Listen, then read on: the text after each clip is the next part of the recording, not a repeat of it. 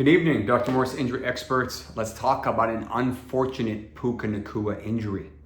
Last night, he re-injured his initial injury from early in preseason.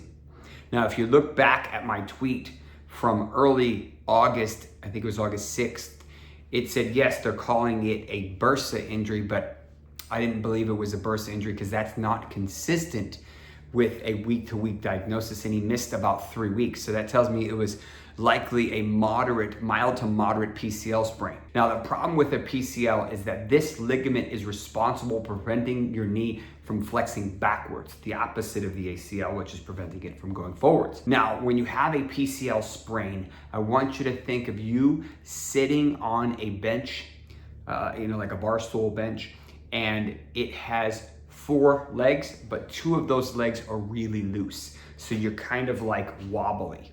That's the issue with a PCL sprain, is that you don't know which way that leg's gonna go. It's really unstable. Some people, it kind of goes to the back. Some people, it kind of goes like this. Now imagine if you're running a route with your cleats into the turf or the grass, and that knee is kind of wiggling, wobbling. That's not exactly what you like to see. So when you're trying to stop and then cut on a dime using that bad leg as leverage, you can't do it. And that's part of the reason why he injured it again last night.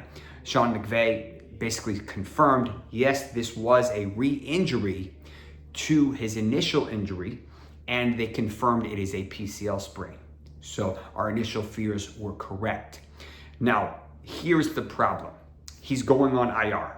We know that. But they have a bye in week 6. So they have 2 choices. Bring him back in week 5 or use the extra 2 weeks and bring him back in week 7. Now, most fantasy leagues, they start the playoffs in week about 14. So that's past halfway point of your season. And he didn't really give you a whole lot last night. So it's just an unfortunate injury, unfortunate timing. He's not going to be able to follow up his monster season with this unfortunate injury. Now, yes, Cooper Kupp went absolutely nuclear last night. And we'll see if he's able to continue that dose and that volume, especially since he's had his fair share of injuries himself. And he's not exactly a spring chicken. I think he's 31 now.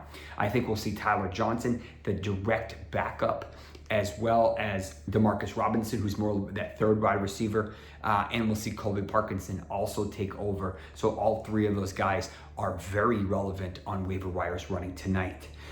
For you injury experts, premium members, I will have an injury update and waiver wire running later tonight. But in general, unfortunate injury. We will not see a healthy Puka Nacua, truly healthy, until 2025, in my opinion. So this is not a player I would buy low on. I'm actually going to try to sell him in leagues that I have him because I don't think he'll be able to regain form back to the same standards that we are expecting in 2024, which is unfortunate news. This is basically very similar to the injury that landed Lamar Jackson on the IR a couple years ago that he never returned from. It took him the entire offseason to finally get back to 100%. So this is a significant, annoying injury that doesn't require surgery, but does take a lot of TLC. If you like this type of content, do me a favor, smash a thumbs up, subscribe, and check out some of our other stuff on our website. Thank you. Take care.